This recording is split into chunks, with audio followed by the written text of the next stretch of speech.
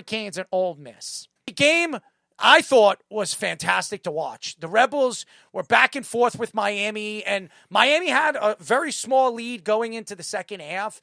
And I thought this was what we expected it to be. It was going to be a close game. It was going to be a battle, I believe, of the running game. And I think, obviously, the Miami Hurricanes did enough defensively in the game, especially in the fourth quarter, that kept them close to Chambliss and the Rebels and gave them a chance to win the game. And they did. I will say this. I don't know what's going to happen in the national title game. And I'll get into the Hoosiers and what they did, just manhandling the Ducks. And they did. They manhandled the Ducks. The opportunity Miami has to knock off an undefeated Hoosier team is up for grabs. And you heard everybody was saying, is Miami back? Is Miami back? And on social media, a lot of the ex-Miami players said on social media, I'm not going to name because you know who they are, said that their only way they're back is if they win the national championship. And the question is, and we will get into that probably in the next couple of weeks. Well, actually, not a couple of weeks. This week on Thursday, because the game is, a week away. We can go on the ins and the outs of the game. I'm not here to say it or talk about it. The fact here is it was a heavy dose of Bane and this talented front seven in the fourth quarter. They put a lot of pressure on Chambliss, and Chambliss really was put in spots where he was uncomfortable. Do I think the final play of the game was a penalty? 100%. That was a penalty. But no way in hell is the referee's going to call at the end of the game with, 3 seconds left or 2 seconds left of the game, you're going to call a penalty when it's an iffy call. But it was a penalty. It was a back-and-forth battle. I like the fact that Lane Kiffin is not getting any more money from LSU because he just made himself $750,000 because of the advancement of Ole Miss moving from one team to another. Besides the Tulane game, the Georgia game was very, very close, and this game was very, very close for obviously Miami and the Rebels. I thought it was very well played, very well coached, both coaches. And I think Golden has a chance to be something special because going into the playoffs, I was unsure on Golden, but watching the coach and watching the players flock to him, even calling timeouts at the end of the game and getting them all, riled up and really feeling and believing in the team. It shows a lot about how a coach, because college is different from the NFL. These guys don't rile you up. You're making millions and millions of dollars. Jabba would tell you that. Nick Goody would tell you that. You don't need to be, hyped up. You're making a lot of money. You got to go out there and play the game. These college players, they're making some money, and some of them are getting rich, but you're out there trying to play for one another. And you can see that both these coaches in Miami and with the Rebels have that in them, instilled into them. And that's what was so fun, Speedy, to watch, was the coaching and the way they coach these players. Yeah, absolutely. For a defensive coach, too, to have that good of an offensive game plan against Miami's defense that just shut down Ohio State, the defending champs that thought of as the most talented team in the country. And then even the week before against Texas A&M that had a good offense on paper. This was a Miami team that combined for just 17 points allowed in those two games. And then to really keep it going, they struggled in the first quarter, but besides that, they had a pretty steady game plan. And that was with Kyron Lacy not playing 100% because of or Kewan Lacy not playing 100% because of the hamstring injury he suffered. He had that big touchdown run, but again, like I was talking about with the Jaguars and the Bills, and the Jaguars not being consistent running, they weren't able to be consistent running the ball because of that. And if he was healthy, maybe that's a little bit different. And Ole Miss's offensive line, I think against that pass rush, I would say still held their own most of the game. Yes, you're right. Bain did have his moment. I thought the interior rush for Miami did well at certain points. In the big parts of the game, especially in the fourth quarter, Miami's defense really exploded off the paper. Yep. They did. And like I was mentioning with the Georgia game, I still think Chambliss made enough of those good throws to obviously rally them back. Do you think he's a first-round talent? No. I think he's just because of his size. I don't think he'll be a first-round talent. I think his arm talent is not super big arm, but I think he makes enough intermediate throws where I think Does he get drafted over a guy like Carson Beck? I would draft him over Carson Beck personally, but no chance. I think it all depends on scheme. It all depends on, because Beck has the experience where I think he's still, the way that a lot of drafts are now, you still can be bought in if you start for a long time or you sit around in college football. So where do you think he goes? Third round, I think, Chambliss.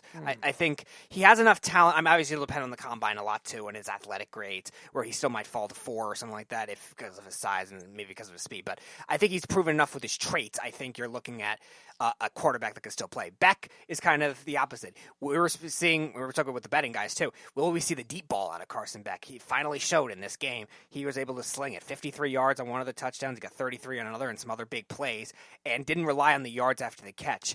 And Miami's defense got the big stops when they needed to. And Fletcher, like you were saying, did a really good job. He was the more consistent runner in that game, obviously with Lacy getting hurt, but that was enough for Miami to get the win. And they win a high-scoring game, which is something they need to prove. That's the only way Miami beats Indiana. They have to run the ball. Yes. They have to control the clock, and they have to keep Mendoza off the field. That's the only way they beat the Hoosiers. I'm going to tell you this. And back and forth coaching, we all know who has the advantage after watching that Danny Lanning game. But, Chapa, your thought, I'll get into the Ducks and the Hoosiers, because that game made me sick. No, I think you guys kind of touched on a lot of what I wanted to do. Like, Carson Beck has been there. He's seen how to win. I think with what Trinidad wanted to do and coming back, and we'll use what now college football is in NIL. Why do you think he wanted a 6th year? Because he's probably going to be a day 3, but he can come back.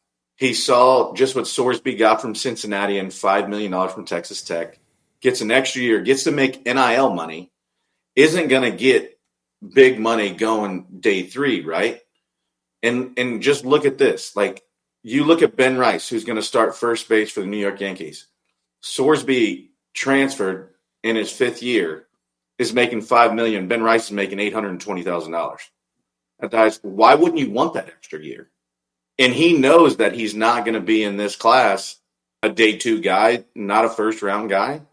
So why do you think he wanted that extra year? And why they put in – there was 3 prospects of him putting in a waiver, and they did it 3 times.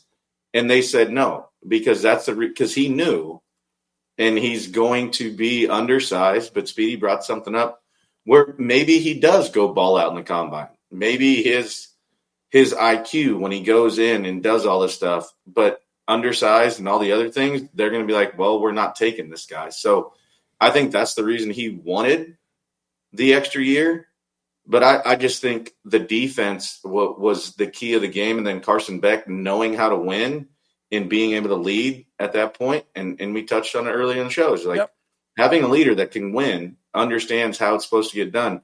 And this dude 16 months ago, granted, it was one of the best Division IIs, but he was the backup. And now he comes in. He wasn't even the starter at the beginning of the year. He got hurt. Then became the starter in week 3. Yep. So it's just, I mean, it's happened fast, but he understands what he can do in college now with what he's done and what college has allowed them to do.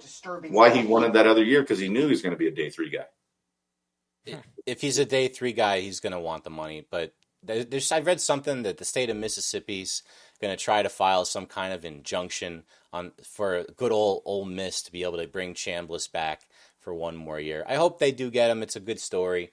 But the real story I thought of that game was the amount of first, second, and third round picks on that Miami defense that was just balling out the entire game. Their coach is awesome. Mario Cristobal, if you might remember him from Oregon. He's got big before Dan Lanning. He's got big boobs, I can tell you that. Well, you see the memes? Maybe he's deflated in certain areas over the years and inflated in others. Did anybody see the memes all over social media? Yeah. That was so funny, man. Everybody was throwing out memes of, some of the pictures, him on the sidelines and them popping up and down. Dude, that was funny. How could you not laugh at that? I was laughing the whole time. And then when it was going on, while the game was going on, and I was actually watching it, like, on real life, I was like, holy crap, I never even noticed. And this guy wears these tight shirts, like you can see what's going on over there.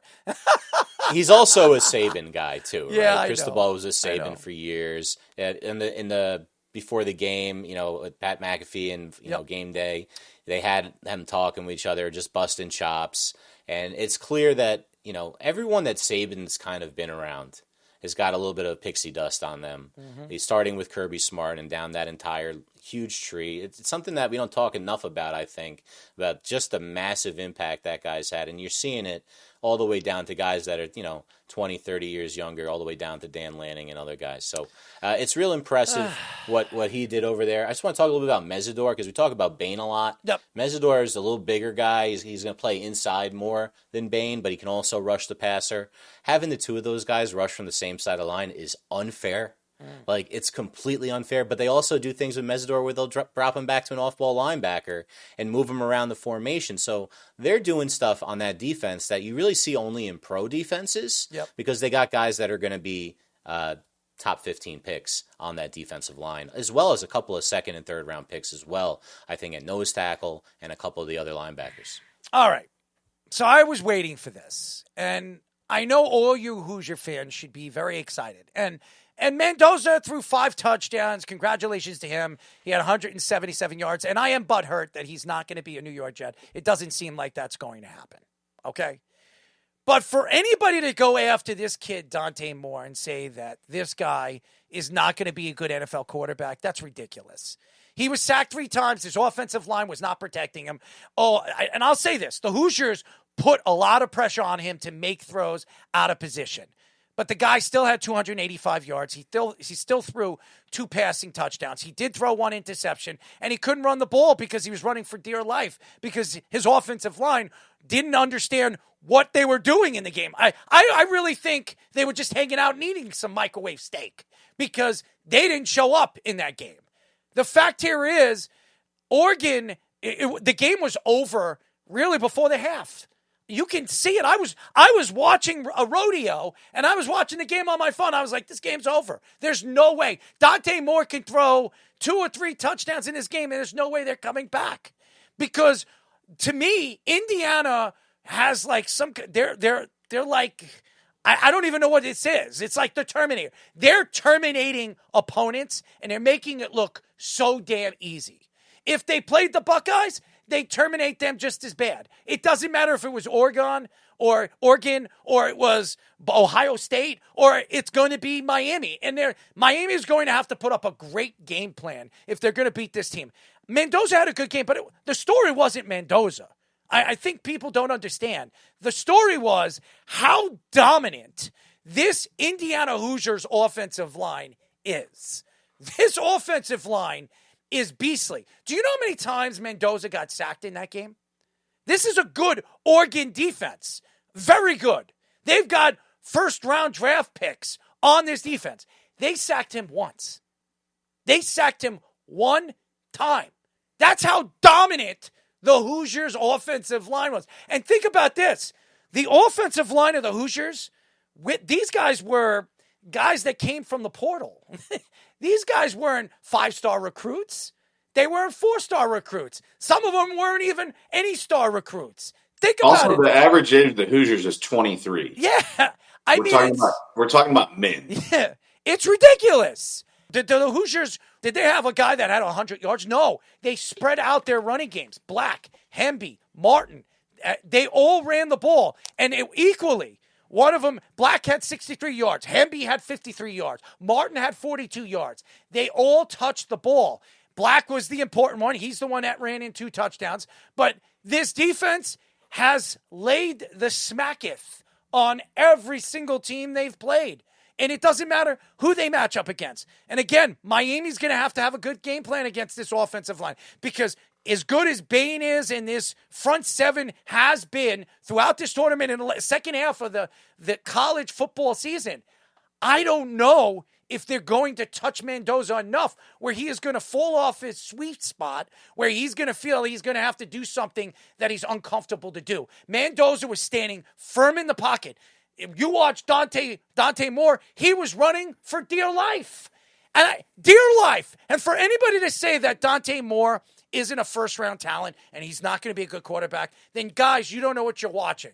This guy's got all the ability in the world. He can move inside and out of the pocket. He can make every single throw. He's got the speed. Unfortunately, ladies and gentlemen, I don't believe Dan Lanning was up for Cignetti. You've seen it. Cignetti has been the best coach in the country for 2 years. Dan Lanning, who has spoke very highly at the end of the game about what he thinks Cignetti is and how great of a coach he is. before the game, he was taking shots at him and saying that, you came from James Madison and all this other stuff. So Dan Lanning obviously had a lot to chew after the end of the game, but it wasn't chewing a trophy or imagining winning a national champion trophy. It was chewing his pride, because his pride is what sent him down and sent him down far. So, Dan Lanning, I love you still, man. I root for you every single time you go as far as you do in these tournaments and everything that you do. But you got out-coached, outclassed, and honestly, I mean, there's nothing more to say. It was a battle of one coach to the other coach. Mendoza, congratulations to him, but did he have he was 17 for 20. He threw the ball 20 times. Okay. It's really just, he didn't really have to do much. He didn't have to do much. So. Yeah, there was also a difference in the yardage split. Wasn't even that great either. Like, it was just Oregon's turnovers were just that much all at once, which I think hurt. And you're right, the offensive line had a lot to do with it too. They were awesome. The Indiana, I'm talking about Oregon's offensive line being horrible too. Like, no, I said that too. Yes. But Indiana's offensive line was awesome. Mm-hmm. And them winning the trenches that significantly was something that I wouldn't have thought like that big of a gap. I had Oregon winning the game because I thought they were a more well-rounded team. I thought Indiana, we had to see how that defense would have been against a more well-rounded, I guess. You like that word, well-rounded. Yeah, because Oregon's offense brought a lot. You talked about the 3 running backs last week, and none of them were really that effective in that game because of the way this offensive line has been. Oregon's been a factory of developing offensive line. Even before Lanning was there, and with Cristobal and with all their other coaches, had been a factory of offensive linemen and a factory of running backs as a result of that. But they did not have anything in this game.